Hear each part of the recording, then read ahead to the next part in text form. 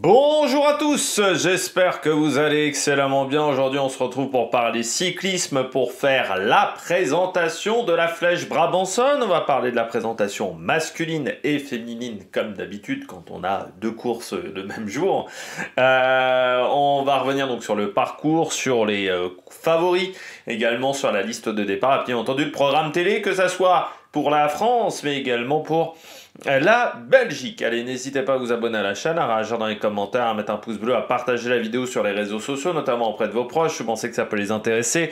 Dans les commentaires, n'hésitez pas à me dire quels sont vos favoris, quelle est votre grosse cote, que ce soit pour les garçons ou pour les filles sur cette épreuve.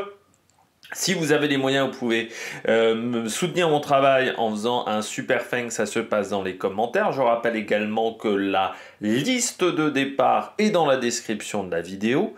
Au moment de la mise en ligne, je la réactualise pas 150 fois, mais en gros vous avez à peu près la liste de départ à peu près bonne. Et puis si vous voulez m'aider aussi, eh bien, pour mettre en avant les vidéos du côté de YouTube, n'hésitez pas à aller les voir rapidement après leur mise en ligne, et je remercie les gens qui font l'effort de faire ça et l'effort de faire un super fan. On commence tout de suite avec la Flèche Brabançonne. La Flèche Brabançonne, pour ceux qui ne connaîtraient pas cette épreuve, pour moi c'est vraiment la transition entre flandrienne et ardennaise. C'est-à-dire qu'on a à la fois, comme sur les flandriennes, des secteurs pavés, mais contrairement aux flandriennes, ils sont plutôt propres et puis ils sont plats, surtout ces secteurs pavés. Et puis on a à la fois des monts comme sur les Ardennaises, mais ce sont des monts assez courts qui se rapprochent, on va dire, plutôt de ce qu'on a du côté de l'Amstel. Et c'est une épreuve donc qui est très intéressante au calendrier. La Flèche Brabançonne, on a souvent, alors c'est une épreuve, c'est une semi-classique, hein, comme on le dirait, à peu près 180, 185 km, donc c'est pas extrêmement long, mais ça fait vraiment partie de ces courses qui sont intéressantes et qui ont vraiment une place intéressante dans le calendrier, et surtout qui est toujours bon de suivre.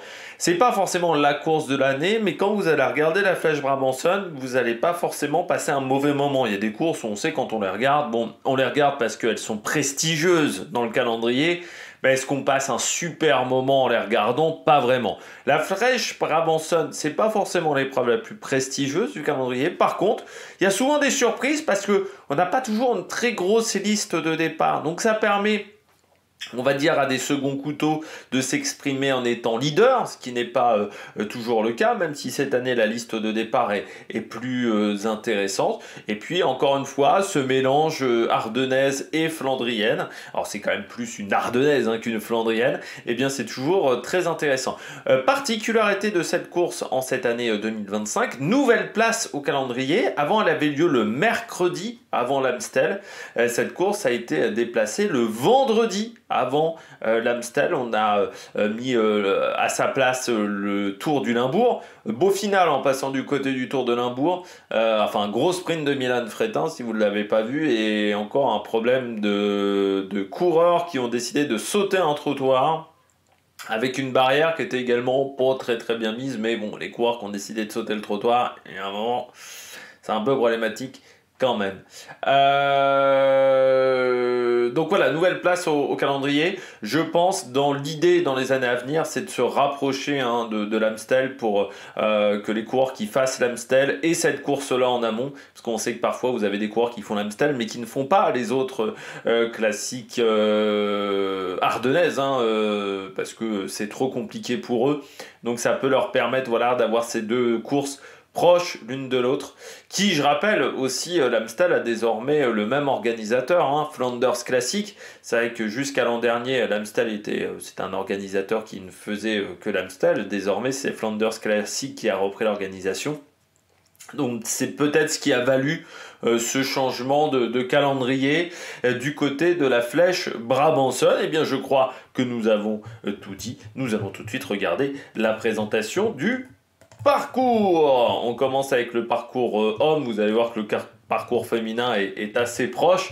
163 km, j'avais dit 180, je m'étais trompé, c'est seulement 163 km, je vérifie parce que j'ai un petit doute quand même. Là qu'on se soit pas trompé, du côté de la flèche Brabançonne, c'est bien entendu pas la bonne, c'est là, parce que moi j'avais un peu plus, non c'est que 162 km, moi j'avais un peu plus du côté de la flèche Brabançonne.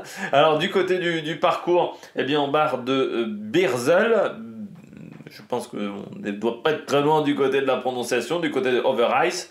163 km, arrivé en bosse du côté d'Overijse, où on aura un circuit que l'on fera à 3 reprises. Sur la première partie de course, et bien quelques monts comme le Halsenberg, le Brunput, et puis ensuite on redescend un peu plus vers le sud du parcours, donc enfin vers plutôt l'est du parcours, en passant par le chemin d'Illebois ou la rue François Dubois, la Houlpe, qui seront au programme. On aura ensuite bien un circuit avec cette montée du côté de Overijse, une montée d'un peu plus d'1 kilomètre. Il y aura également le Herstraat comme secteur pavé au programme. Et puis on aura le Mokestraat et le Holstein 2 qui seront également au programme. Je rappelle que le Herstraat, c'est le secteur pavé notamment où roulait Rémi Cavagna, si je ne me trompe pas, du côté des championnats du monde remportés par Julien Lafilippe à Anvers. Donc c'est un secteur pavé qui est plutôt propre, vous pouvez mettre vos roues dans la gouliche aussi, donc vous pouvez éviter les pavés, et c'est du pavé quand même plutôt propre du côté du Herstraat, mais un secteur qu'on n'utilise pas le reste de l'année, hein. Il n'est utilisé que du côté de ce parcours.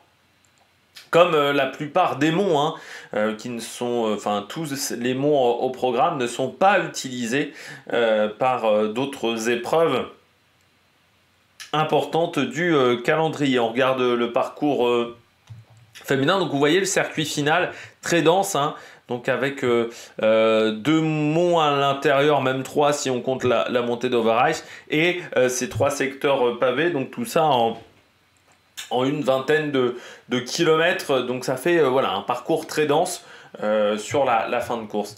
On regarde tout de suite le parcours féminin, donc 125 km, on squeeze 40 km, mais en gros on n'enlève pas la majorité des difficultés du parcours, c'est juste le Bezelberg qui va être pris qu'à une seule reprise, mais sinon la majorité du parcours est la même. Donc là de nouveau ce parcours du côté d'Overijse et ce final notamment avec le Herstraat, donc 700 mètres à 4%. Il y a également le Mokestraat au programme qui est aussi pavé, hein. Le Mokestraat, j'ai oublié de vous le dire, il est également pavé, 600 mètres à 7,3%. Donc vous avez ces 2 difficultés donc, qui ressemblent, on va dire, au parcours, hein. Le parcours, ils appelaient ça la boucle flandrienne, hein, je crois, au championnat du monde à Anvers. Je crois que c'était comme ça que c'était surnommé, donc avec cette longue boucle où on prenait donc ces secteurs pavés de la flèche Brabançonne. Un petit point sur la carte et notamment le circuit final. Donc vous voyez, hein, c'est un circuit qui n'est pas le plus technique au monde, hein. En gros, ça se fait plutôt bien. Du côté de cette journée avec une ligne droite qui est assez longue, hein. Je crois qu'il y a quand même 300-400 mètres de ligne droite du côté de Overijse pour conclure ce parcours, parce qu'il faut savoir que à Overijse ici vous avez la petite chicane ici, mais je crois qu'on n'a pas trop de soucis du côté de ce parcours de cette épreuve. La météo, très simple, un temps sec, malgré les quelques passages nuageux, on aura quand même quelques nuages sur le parcours, ça sera un temps, on va dire, un petit peu printanier, un temps un petit peu de mars, on va dire, avec à part qu'on n'aura pas les giboulées normalement, un temps d'avril, hein, tout simplement, avec un vent faible, 15 à 20 km/h, qui sera plutôt de sud-est, hein, donc vous voyez que sur le parcours, vent de sud-est, il sera plutôt de dos dans le Herstraat et plutôt de face dans le final à Overijse. Et puis au niveau des températures, une quinzaine de degrés. Donc on sera sur des températures tout à fait raisonnables du côté des coureurs. On regarde tout de suite l'histoire de cette épreuve, le palmarès. Alors du côté des garçons, eh bien c'est un Français qui a remporté l'épreuve l'an dernier. C'était Benoît Cosnefroy devant Dylan Tuns et Tim Willems. La Décathlon AG2R qui avait remporté également l'édition 2023 avec Dorian Godon devant Ben Eddy et déjà Benoît Cosnefroy sur le podium. Particularité, c'est que la Décathlon ne sera pas au départ. C'est vrai que les équipes françaises ont un petit peu boudé cette épreuve cette année. Parmi les vainqueurs, on se souvient de la performance de Sheffield qui nous avait vraiment tapé dans l'œil en 2022. Tom Pidcock en 2021, Julien Alaphilippe en 2020 devant Van Der Poel. Et c'était l'inverse en 2019, c'était Van Der Poel devant Julien Alaphilippe. C'est plutôt une course qui réussit bien aux Français ces dernières années. C'est vrai que c'est peut-être même la course belge où nous avons le plus de réussite. En 2008, il y avait eu Sylvain Chavanel, Anthony Gélin en 2009, ou encore Thomas Vauclair en 2012, où je m'étais dit ce jour-là, en 2012, tiens, Thomas Vauclair, il a peut-être raté une carrière à un moment en étant performant, pourquoi pas, sur le Tour des Flandres. Je pense qu'il avait les qualités. Parmi les vainqueurs de cette épreuve, Fréré, qui avait fait un triplé de 2005 à 2007, Michele Bartoli en 99. C'était une grande année en 99 pour Michele Bartoli, Michael Boogert en 2001 et en 2003 parmi les vainqueurs, Philippe Gilbert en 2011 et 2014 notamment, Edvald van Hooijdonk l'a gagné 3 fois en 91, 93 et 95, Bartoli l'avait gagné également en 94, on a Adrie van der Poel en 85, Michel Polanti en 80, Claude Criquelion en 82, et puis la première édition c'était en 1961, Pino Serrani qui a donné le nom du Grand Prix Serrani, et puis devant Van Aert et Willy Schroeders, voilà, du côté de Pino Serrani, qui est mort seulement en 2014, voilà, du côté de Pino Serrani, vainqueur de Paris-Roubaix. Alors ça, je pense que c'est quelque chose qui n'arrivera pas tout de suite, même si on a Tadej Pogačar qui est fort. Vainqueur la même année de Paris-Roubaix et de la Flèche Wallonne. Autant vous dire qu'on est quand même... Alors c'était la Flèche Wallonne sans le mur de Huy en 1960. Mais quand même, voilà, c'est deux courses très différentes l'une de l'autre, surtout que c'est à l'époque où Roubaix avait plus tant de pavés que ça en 1960, et puis c'était plutôt dans sa fin de carrière, puisqu'il avait commencé en 48, et ses meilleurs résultats, il a plutôt obtenu sur la deuxième partie de sa carrière pour ce cours. Du côté des filles, eh bien la première édition, c'était en 2016, remportée par la Queen, la reine Marianne Vos, devant Megan Guarnier et Lotta Antala.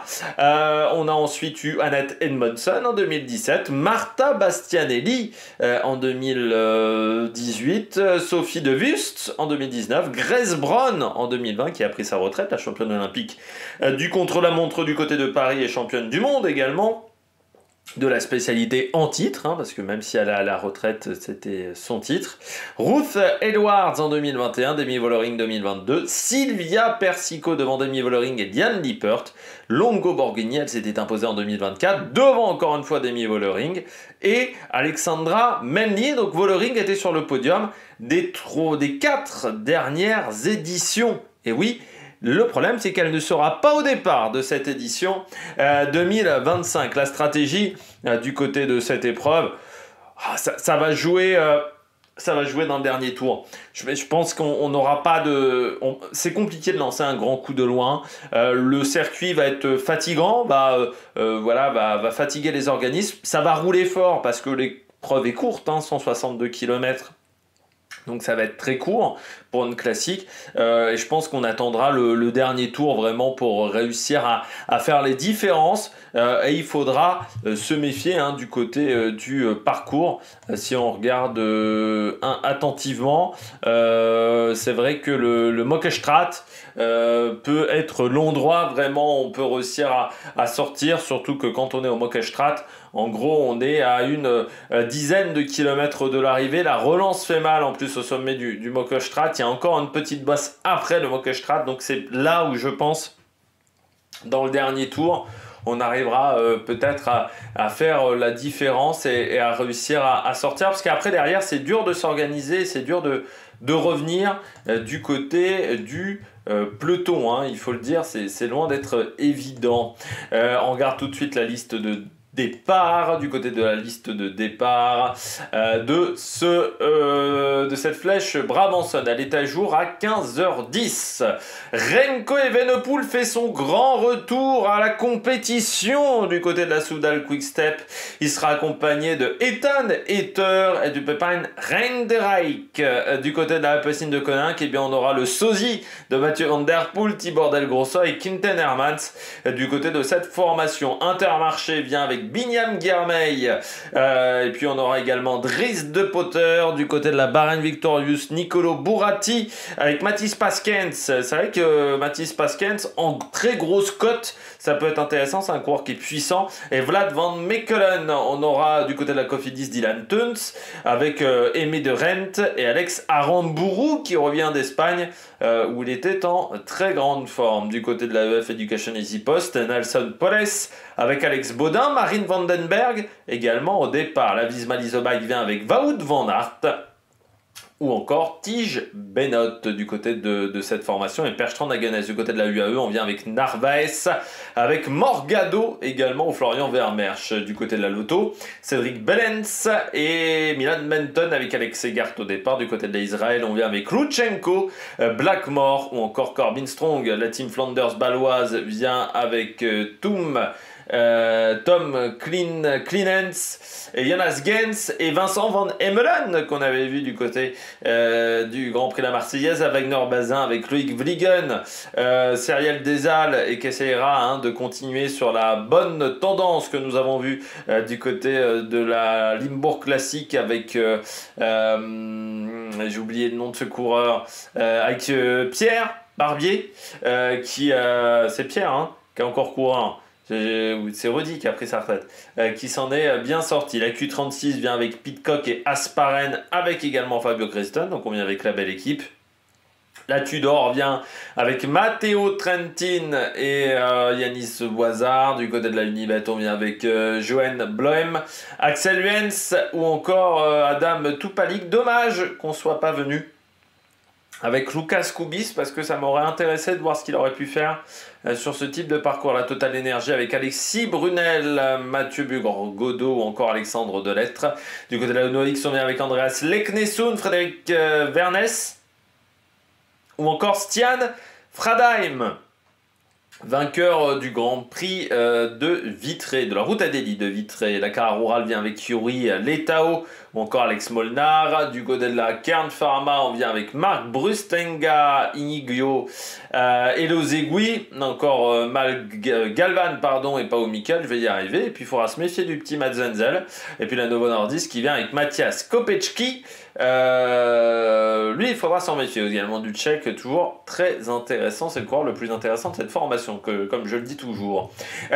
Du côté de la UAE, chez les filles, eh bien, on viendra avec Elisa Longo Borghini ou encore Persico et Gasparini. Il y aura également Maëva Skiban, la jeune française qui vient d'Arkea. Du côté de la FDJ Suez, on aura Elise Chabet avec Amber Crack et Evita Music. Du côté de la Gen Insurance, Alexandra Menli ou encore Gladys Verheus avec Orska Zigart. Du côté de Lidl Trek, on aura Nim Fischer Black ou encore Yann Mercus avec là aussi Gaïa Realini avec son petit gabarit. Vinma Entala du côté de la Canyon SRAM sera au départ avec Ricarda Bauernfein. Du côté de la Phoenix de Conins, on vient avec Rui Ekers ou encore Castelline.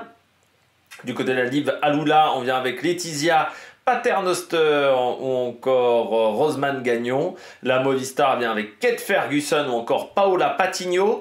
Du côté de la Picnic Post Enel, on vient avec Francesca Barale ou encore Becky Story. Du côté de la Team SD Wars, on vient avec Anna van der Breggen ou encore Misha Bredewold. Du côté de la Visma Leasebike, on vient avec Marianne Vos et Marion Brunel également au départ de cette course à jeunes françaises. française. Uno X vient avec Suzanne Anderson, encore Anouchka Koster. On aura Julie Bégaud du côté de la Cofidis et encore Victory Gullman à Clara Koppenburg.